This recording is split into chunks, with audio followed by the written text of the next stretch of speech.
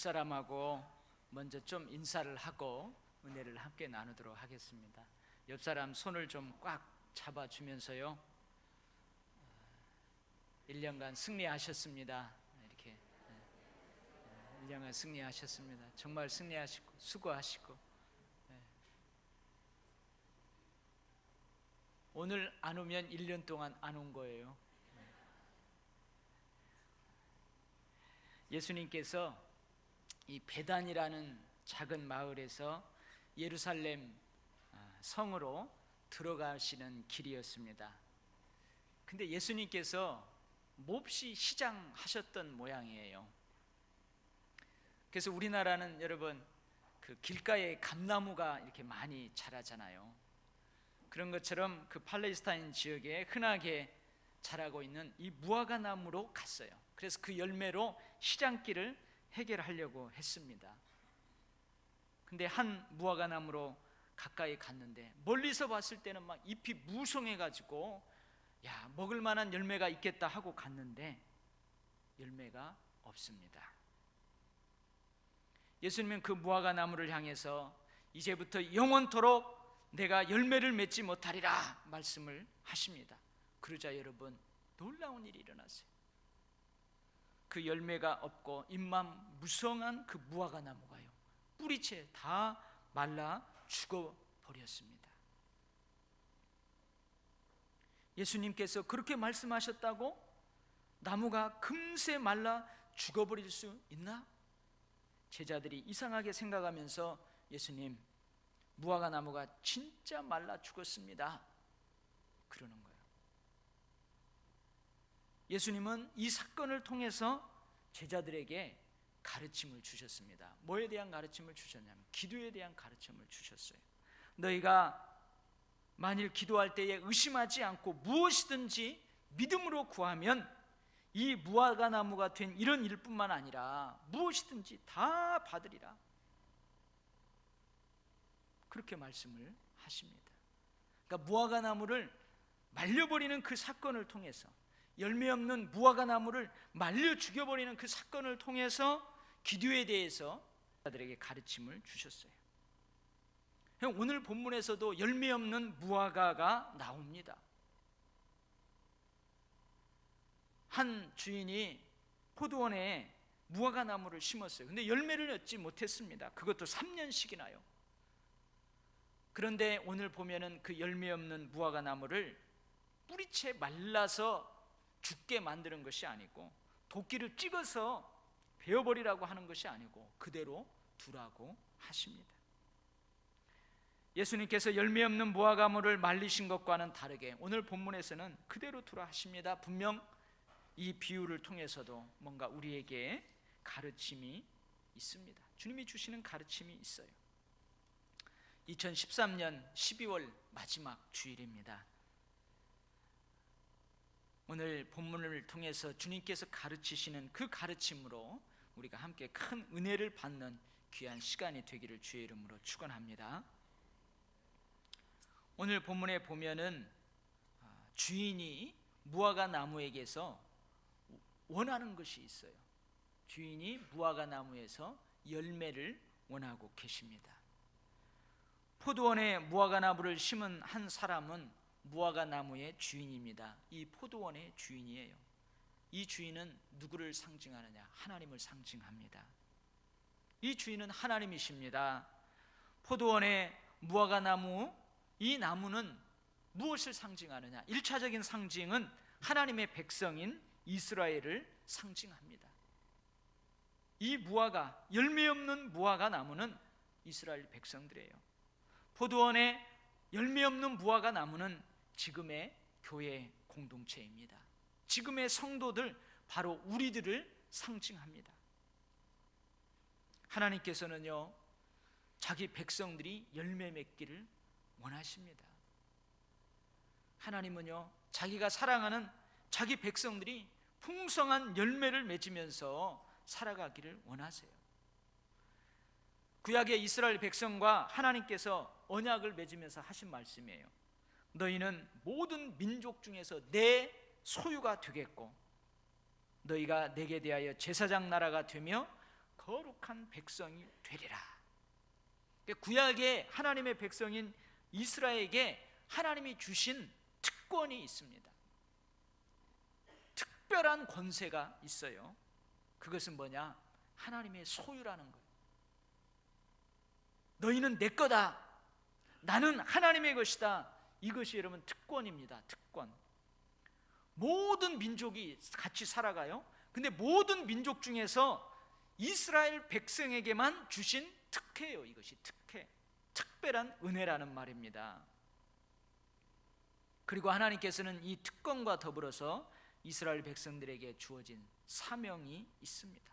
이스라엘 백성에게 주신 사명이 있어요. 완수해야 될 천명. 그것은 뭐냐?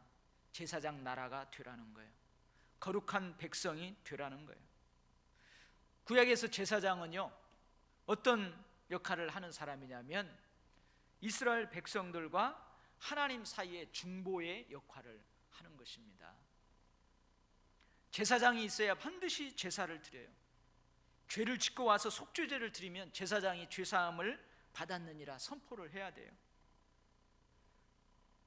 제사장은 백성들의 죄를 지고 하나님 앞에 나아가서 백성들의 죄를 자복하고 회개하고 용서를 받고 용서를 선포하는 그런 중보자의 역할을 했습니다. 제사장은 하나님의 거룩성을 백성들에게 보여주어야 합니다. 하나님의 율법대로 살면서 그 율법을 백성들에게 가르쳐 지키게 해야 합니다. 그런 것처럼 이스라엘 백성들은 모든 민족과 하나님 사이에 중보자의 역할을 하는 그런 나라예요. 그것을 담당해야 돼요. 모든 민족에게 하나님의 거룩성을 보여주어야 합니다. 하나님의 살아 역사하심을 보여주어야 돼요. 어떤 경우에도 하나님의 말씀대로 살아야 합니다. 삶으로 말씀을 모든 민족들에게 보여줘야 돼요. 이게 바로 이스라엘 백성들에게 주어진 사명입니다.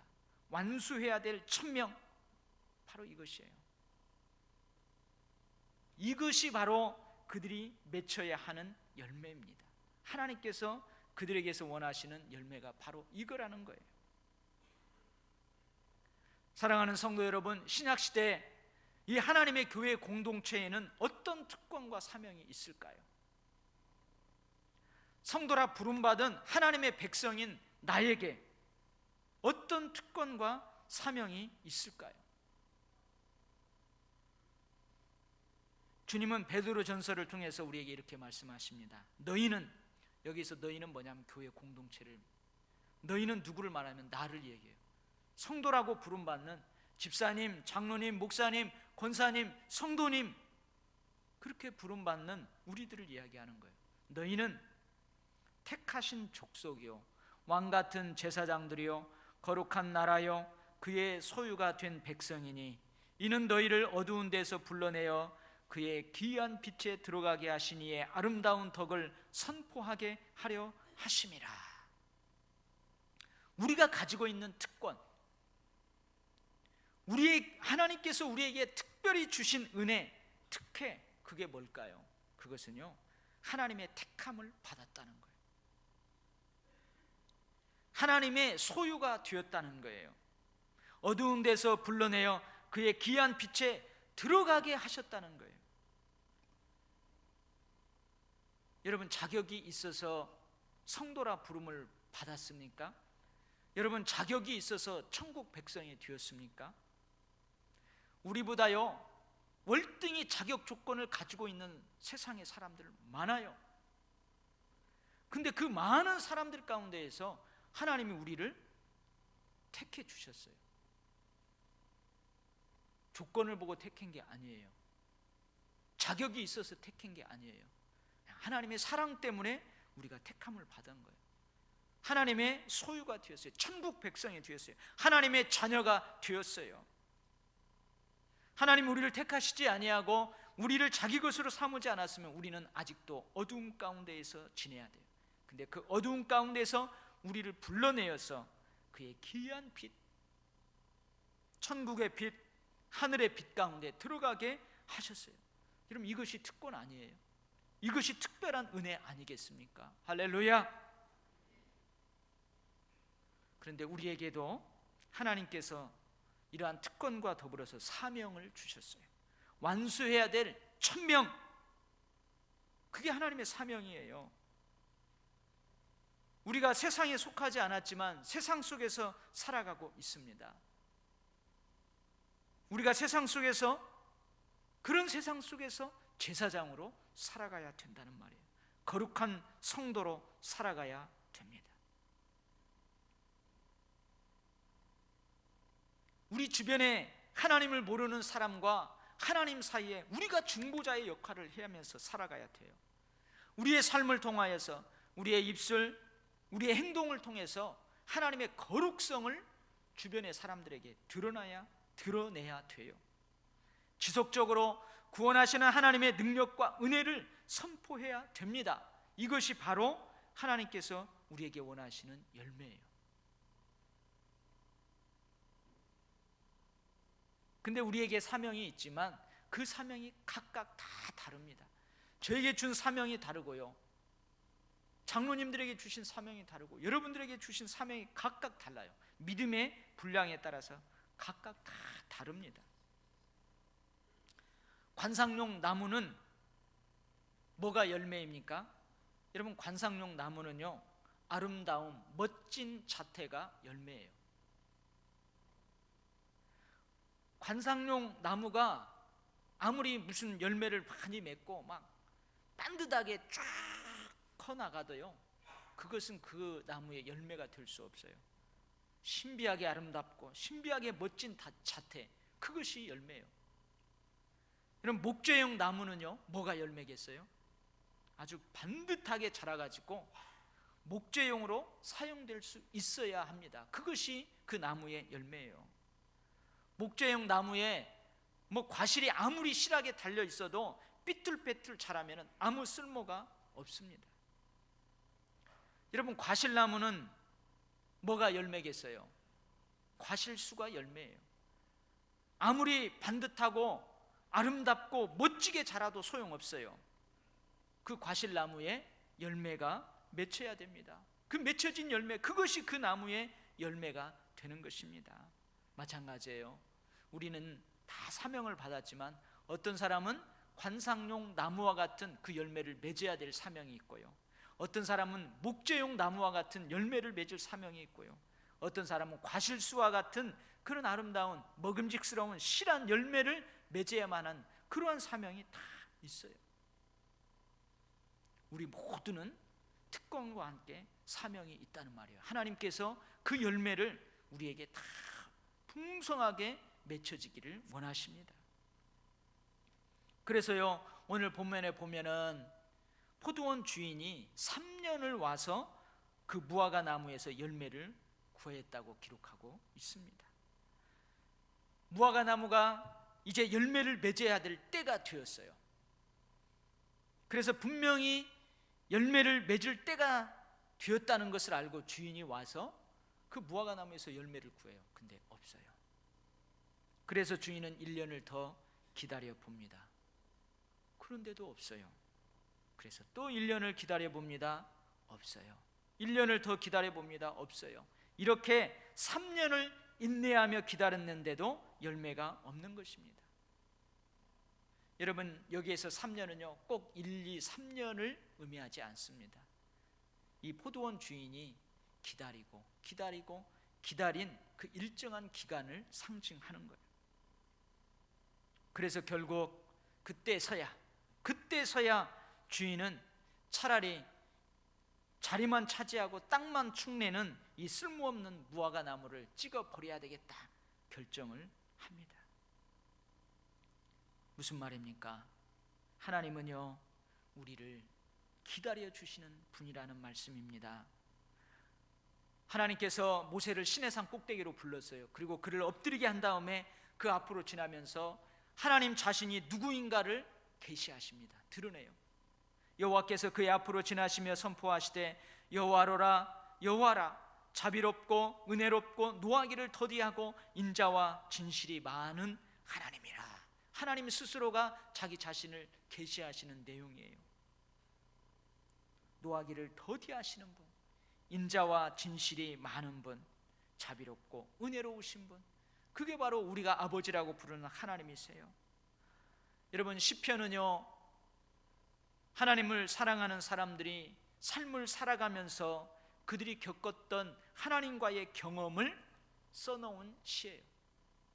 그래서 그 시편의 기록자들은요, 하나님께서 모세에게 자기 자신을 계시했던 그 내용을 경험으로 기록해 놓고 있습니다. 그러나 주여, 주는 긍휼히 여기시며 은혜를 베푸시며 노하기를 더디하시며 인자와 진실이 풍성하신 하나님이시오니. 여러분, 그러나 앞에 뭐가 있겠어요? 하나님, 내가 특권을 가지고 하나님의 특혜를 가지고 사명대로 살지 못했습니다. 풍성한 열매를 맺지 못했습니다. 몇 개밖에 맺히지 못했습니다. 그러나 주여, 주는 긍휼히 여기시며 은혜를 베푸시며 노하기를 더디하시며 인자와 진실이 풍성하신 하나님이시오니. 그렇게 삶을 통해서 고백하고 있는 것입니다. 저는요, 이 노하기를 더디하시는 하나님, 기다리시는 하나님, 또 한 번의 기회를 주시는 하나님, 그 하나님을 떠오를 때마다요, 생각나는 사람이 있어요. 누가 생각나냐면 제가 생각나요. 제가 요나가 생각나요. 요나 선지자가 생각나요. 요나 선지자가 왜 생각나냐? 그 요나가 바로 요놈의 나이기 때문에 그래요. 불순종한 요나, 니느웨 성으로 가서 회개하라고 외쳐라, 곧 멸망할 것이라고 외쳐라. 나는 못 갑니다. 죽어도 못 갑니다. 도망가는 요나. 여러분, 생각해 보세요. 하나님에게 있어서 쓸만한 선지자가 한두 사람이겠습니까? 여러분, 불순종하는 요나, 도망가는 요나 말고 하나님이 쓸만한 선지자가 없겠느냐 이 말이에요. 저런 요나 버려도 됩니다. 요나가 맡을 일 다른 사람에게 맡겨도 됩니다. 맡길 사람 많아요. 그런데 하나님은 요나를 버리지 않습니다. 요나가 맡은 그 일을 다른 사람에게 맡기지 않습니다. 물고기 뱃속에 던져버려요. 바닷속에 던져버려요. 그리고 거기서 제자 훈련을 시키는 거죠.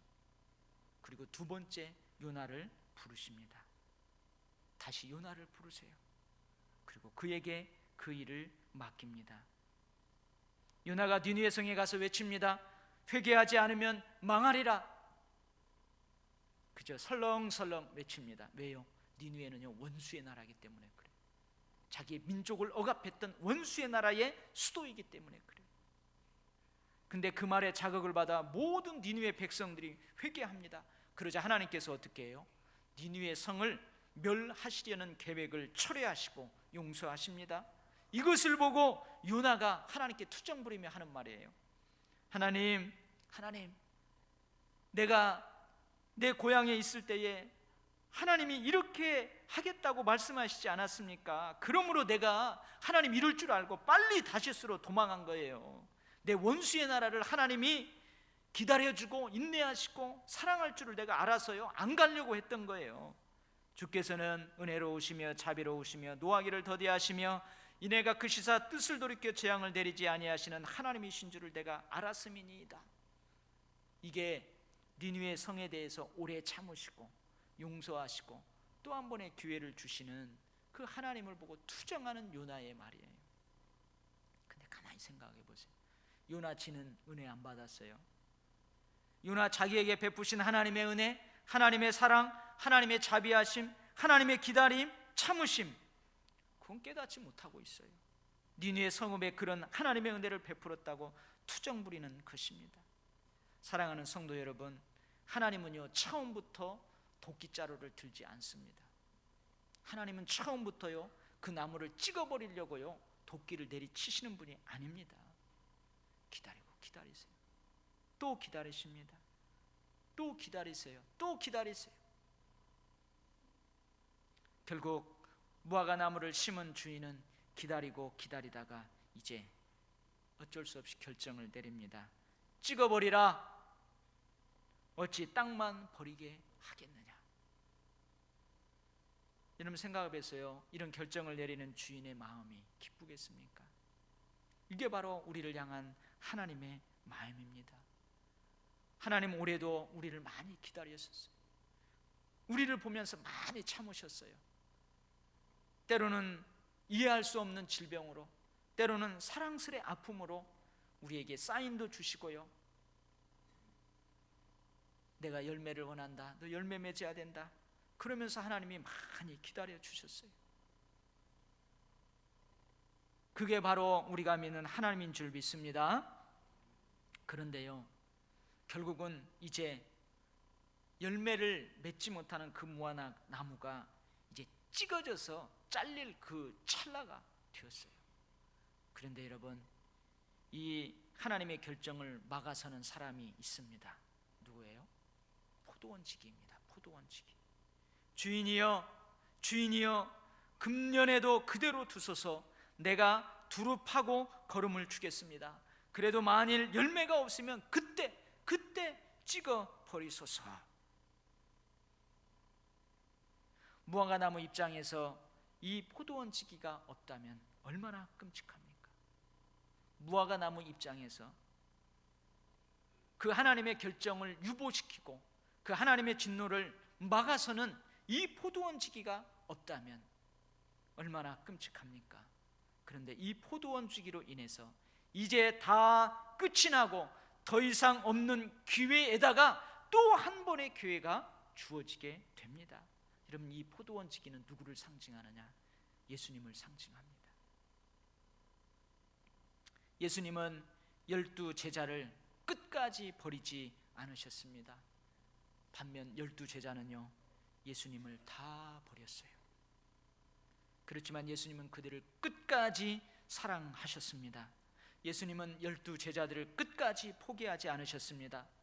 예수님을 다 포기하고 뿔뿔이 떠나버린 제자들, 그 제자들을 예수님은 부활하신 후에 친히 찾아가십니다. 그리고 40일간을 그들과 함께 합니다. 두루 파고 걸음을 주는 것입니다. 그들의 상한 마음, 상처진 그들의 마음을 어루만져 주시고 회복시키십니다. 그리고 결국은 제자로 열매 맺는 삶을 살아가도록 하셨습니다. 이 포도원지기이신 예수님, 두루 파고 걸음을 주시는 이 예수님이 12 제자들에게 없었다면 사도행전은 없습니다. 사도행전은 바로 이 포도원지기가 주인의 결정을 다시 가로막고 파고 두루 걸음을 주어서 맺혀지는 무화과나무의 열매입니다. 그 열매가 바로 사도행전이에요. 이 땅을 위하여 성을 쌓으며 성 무너진 데를 막아서서 나로 하여금 멸하지 못하게 할 사람을 내가 그 가운데에서 찾다가 찾지 못하였으므로 내가 내 분노를 그들 위에 쏟으며 내 진노의 불로 멸하여 그들 행위대로 그들 머리에 보응하였느니라. 주 여호와의 말씀이니라. 막아서는 사람, 찾다가 찾지 못했대요. 끝까지 나를 포기하지 않는 사람, 끝까지 변호해주는 사람, 그 사람을 찾고 찾았는데 없었대요. 그래서 진노의 불이 내려왔대요. 막아서는 사람, 끝까지 나를 포기하지 않는 사람, 끝까지 변호해주는 사람이 없다는 것은 이처럼 불행한 것입니다. 이 말씀을 준비하는데요, 제가 예전에 보았던 영화가 한 편 떠올랐어요. 여러분들도 아마 마더라는 영화를 보신 분이 계실 겁니다. 우리 국민 어머니 김혜자, 그 김혜자 씨가 주연으로 나와요. 그리고 잘생긴 원빈이 주연으로 나옵니다. 근데 이 김혜자 어머니하고 아들 원빈이 살아갑니다. 근데 이 원빈 아들은요, 지체 장애가 좀 있어요. 지체 장애가 있어요. 근데 그 동네에서 가난한 고아로 살아가는 여고생이 살해를 당하는 일이 발생합니다. 그리고 그 여고생이 죽어가지고 이 건물 옥상 위에 그 시신이 이렇게 탁 걸려 있어요. 그런데 정신지체 장애를 가지고 있는 그 어머니의 아들이 유력한 용의자로 체포됩니다. 그리고 경찰에 끼워 맞추시기 조사에 엮여가지고 진범으로 그 아들이 구속돼요. 살인범으로 몰린 그 아들을 구하기 위해 범인을 찾아 나섭니다. 누가요? 어머니가요. 처절한 몸부림이 시작되는 거예요. 내 아들은 아무것도 몰라요. 내 아들은 아무것도 몰라요. 내 아들이 사람을 죽일 수 없어요. 그럴 리가 없어요. 어머니는 진범을 찾기 위해서 처절한 몸부림을 시작합니다. 아들아, 아무도 믿지 마. 엄마가 너 구해줄게. 아무도 믿지 마라. 엄마가 너 구해줄게. 그래서 어머니가요, 파고 들어갑니다. 어머니가 수사를 해봐요. 파고 들면 들수록 이상합니다. 그래서요, 그 어머니가요, 목격자 한 사람, 유일한 목격자 한 사람을 찾아내요. 이 사람은 그 마을 저 주변에서 비닐하우스를 짓고 고물상을 하는 노인입니다. 그 노인을 찾아가요. 근데 그 노인이 유일한 목격자예요. 어머니가 그 노인을 찾아갑니다. 근데 나올 때는요, 어머니의 손에 피가 다 묻혀 있고요, 어머니가 그 비닐하우스를 다 태워버려요. 대체 그 노인이 뭘 증언했기에 어머니가 그랬을까요? 파고 들어가 보니 진범은 진짜 자기 아들이 진범이었습니다. 그래서 유일한 목격자를 다 없애고 불질러 버렸어요. 때마침 여고생과 성관계 경험이 있는 자가 체포되고 우연히 결정적인 증거가 맞아 들어가가지고 다른 아들이 진범으로 몰리게 돼요. 그리고 이 어머님의 아들, 정신지체가 있는 아들은 석방됩니다. 근데 그 영화에서 이런 장면이 있어요. 그 아들이 석방된 다음에 그 자기 아들 대신 진범으로 몰려가지고 감옥에 갇혀있는 그 아들을 이 어머니가 찾아가요. 찾아가서 그 아들에게 이렇게 말해요. 아들아, 너는 엄마 없냐? 그래요. 아들아, 너는 엄마 없냐? 물어봐요. 무슨 말이에요? 너도 엄마가 있었으면 너를 구해줄 텐데 너는 엄마 없냐? 물어보는 거예요. 무슨 말이에요? 막아서는 사람, 끝까지 나를 포기하지 않는 사람, 끝까지 나를 변호해주는 너 엄마 없냐? 너 그런 사람 없냐? 그렇게 물어보는 거예요. 여러분, 이런 사람 없다면 얼마나 불행합니까? 근데 우리에게는 예수님이 있습니다. 우리에게는 예수님이 있습니다. 두릅하고 걸음을 주시는 예수님이 있습니다. 막아서서 더 이상은 없는 마지막 기회에다 또 한 번의 기회를 더해 주시는 예수님이 우리에게는 계십니다.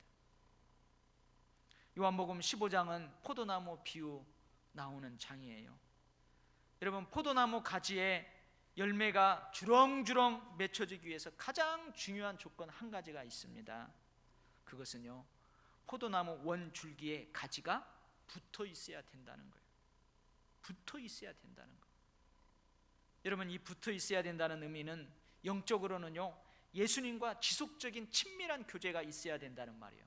현실적으로는요, 교회 공동체, 성도들과 함께 지속적인 교제가 있어야 된다는 말이에요. 성도들과 함께요, 밥도 먹고요, 성도들과 함께 기도도 하고요, 성도들과 함께 친교도 하고, 구역예배, 남선교회, 여선교회 거기에 들어가서 서로 그렇게 붙어 있어야 된다는 거예요. 그러면은 그 붙어 있는 그곳을 통해서 영양분이 공급됩니다. 이게 바로 여러분 붙어 있다는 의미예요. 그러면요, 그 줄기를 통해서 영양분이 공급돼요. 기도라는 영양분이 들어갑니다. 말씀이라는 영양분이 들어갑니다. 서로 힘들 때 같이 힘들어해주고 즐거울 때 같이 길보해주는 친교라는 영양분이 들어갑니다. 서로 봉사하고 섬기고 나누는 그 봉사라는 영양분이 들어가요. 전도라는 영양분이 들어가요. 여러분, 우리 몸속에 산소가 온몸으로 구석구석 영양소를 운반하는 것처럼 이 순종이 산소가 되어가지고 영양분이 다 우리 몸에 공급되는 거예요. 그러면 여러분, 그 포도나무에 아름다운 탐스러운 열매가 주렁주렁 맺혀지게 되는 것입니다. 사랑하는 성도 여러분, 2013년을 마무리하는 마지막 주일에 여러분들 돌아보시면 2013년도에 어떻게 많은 열매가 있습니까? 그렇다면 감사하십시오. 그 축복을, 그 행복을, 그 열매를 누리시기 바랍니다. 즐기시기 바랍니다. 그리고 하나님께 감사하십시오. 그리고 드리십시오. 그리고 그 행복, 기쁨, 열매들을 나누십시오. 근데 돌아보니 열매가 적습니까? 열매가 없습니까? 그래도 실망하지 마십시오. 왜요? 우리 곁에 포도원지기이신 예수님이 계시기 때문에 그래요. 우리 포도원지기인 예수님 거기에 붙어있기만 돼요. 예수님을 떠나지 않기만 돼요. 신앙 공동체를 떠나지 않으면은요, 그 예수님께서 두루 파고 갈아엎고 거기에 걸음을 주실 것입니다. 그리고 결국은 많은 열매를 맺게 될 것입니다. 그러니 여러분, 1년을 돌아보면서 위축되지 마세요. 그렇다고 교만하지도 마세요. 우리에게 또 한 번의 기회, 하나님의 인내하심, 그리고 포도원지긴 예수님의 그 가로막아서심, 그걸 통해서 우리에게 또 한 번의 기회가 주어졌습니다. 사랑하는 우리 도율교회 모든 성도들, 간절히 원합니다. 올해도 열매가 있었지만 내년에는 정말로 더 큰 열매들이 여러분의 모든 생업의 터전 가운데, 사명의 장 가운데 주렁주렁 맺혀지는 그런 놀라운 축복이 있기를 주의 이름으로 축원합니다. 아멘. 기도하겠습니다. 하나님 아버지,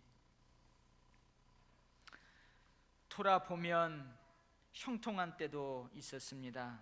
기쁘고 즐겁고 행복한 때도 있었습니다. 일이 술술 잘 풀리는 때도 있었습니다. 그러나 돌아보면 고난의 때도 있었습니다. 힘겨움의 때도 있었습니다. 펑펑 하염없이 눈물을 흘려야만 하는 그런 때도 있었습니다. 일이 꼬일 대로 꼬여 복잡하게 일이 풀리지 않는 그런 때도 있었습니다. 그런데 결국 하나님이 감당하게 하시고 하나님께서 피할 길을 주시고, 그래서 우리가 이 시간 여기 하나님 앞에 이렇게 살아있음에 감사합니다. 하나님, 우리는 한치의 앞을 내다볼 수도 없습니다. 그러니 일이 잘 풀린다고 교만하게 기뻐하지 않게 하시고, 일이 잘 안 된다고 너무나 주눅들어 살아가지 않게 하시고, 늘 우리를 기다려 주시고 늘 우리를 위해 끝까지 사랑으로 막아주시고 변호하시는 그 예수님으로 인하여 희망을 갖게 하시고 소망을 가지고 살아가는 저희들 되게 하여 주시옵소서. 특권과 함께 사명 완수를 통한 열매들을 주렁주렁 맺히는 행복한 삶을 살아가는 저희들 되도록 역사하여 주시옵소서. 예수님 이름으로 기도하옵나이다. 아멘.